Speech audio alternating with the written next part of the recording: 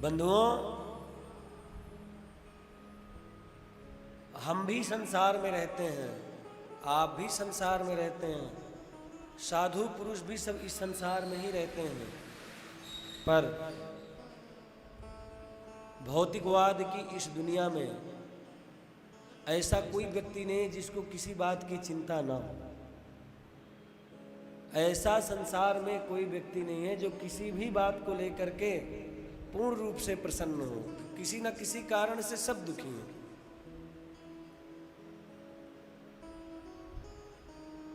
और दुख के 3 कारण बताए गए हैं: काल, कर्म और स्वभाव। काल माने होता है समय।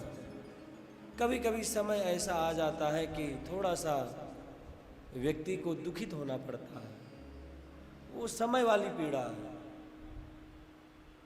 और कर्म, जैसा तुम कर्म करोगे कर्मानुसार तुमको प्रारब्ध के अनुसार सुख और दुख मिलेंगे।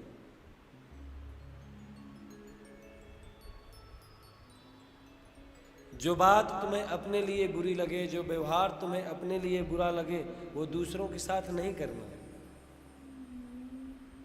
तुम किसी को सम्मान दोगे, सामने वाला तुम्हें सम्मान देगा।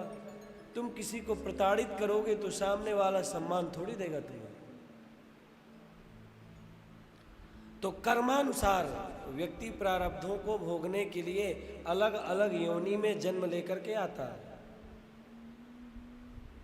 ऐसा कुछ कर्म किया होगा हम लोगों ने कि भगवान ने कृपा करके ये मनुष्य का शरीर हमको प्रदान किया।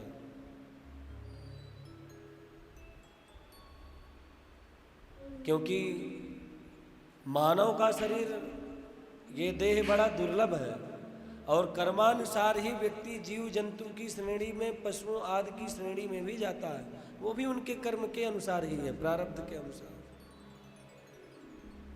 अब भगवान ने यदि कृपा करके सुंदर शरीर दिया है, सुंदर विचार दिए हैं, सुंदर बुद्धि दी है, हाथ पैर दिए हैं, तो हमारा धर्म ये है कि प्रत्येक इंद्रिय से हम ठाकुर जी को धन्यवाद ज्ञापन करें। ये धर्म है।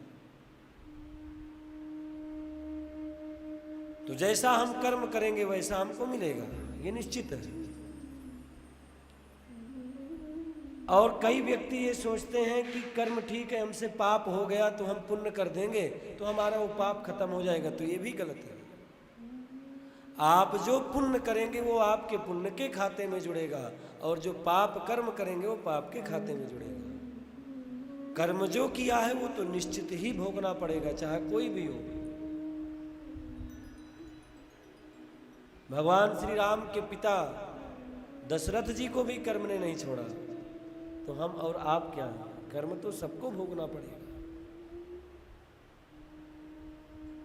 श्रवण कुमार के माता पिता ने जब श्राप दे दिया था दशरथ जी को कि जैसे पुत्र के विरह में हम तड़प रहे हैं, हम मर रहे हैं, ऐसे ही तुम्हारी अंतिम अवस्था में तुम्हारे 4 पुत्र होंगे, लेकिन तुम्हारे पास कोई भी उपस्थित नहीं होगा।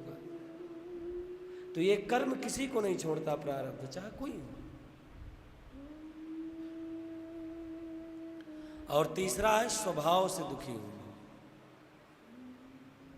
कई व्यक्ति का बड़ा ऐसा स्वभाव होता है कि लगता है बोलेगा तो ऐसा लगेगा कि लड़ाई करने वाला है क्या, उसकी वाणी ही ऐसी हो गई। कहते हैं एक बार जो समय के अनुसार दुखित व्यक्ति है वो भी सुख भोग सकता है, जब उसका अच्छा टाइम आएगा तो सुख भोग लेगा। कर्म अच्छे करेगा तो वह आगे चल करके सुख की प्राप्ति कर लेगा। लेकिन स्वभाव से जो बिगड़ा हुआ व्यक्ति है उसको भगवान भी प्रसन्न नहीं कर सकते।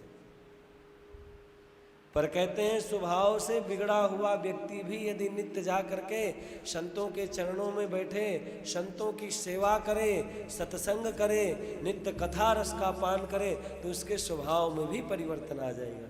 ये कथा की सामर्थ्य है। एक कथा ही है जो व्यक्ति को सब दुखों से निवृत्त कर सकती है, और कोई साधन नहीं।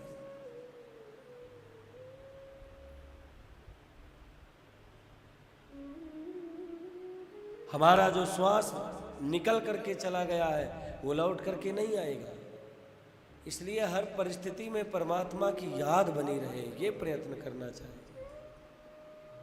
और वह तभी होगा जब हम सत्संग में जाएंगे, जब हम भगवान के दर्शन करने जाएंगे, भगवान के किसी धाम में संतों की संग में जाएंगे, तभी वो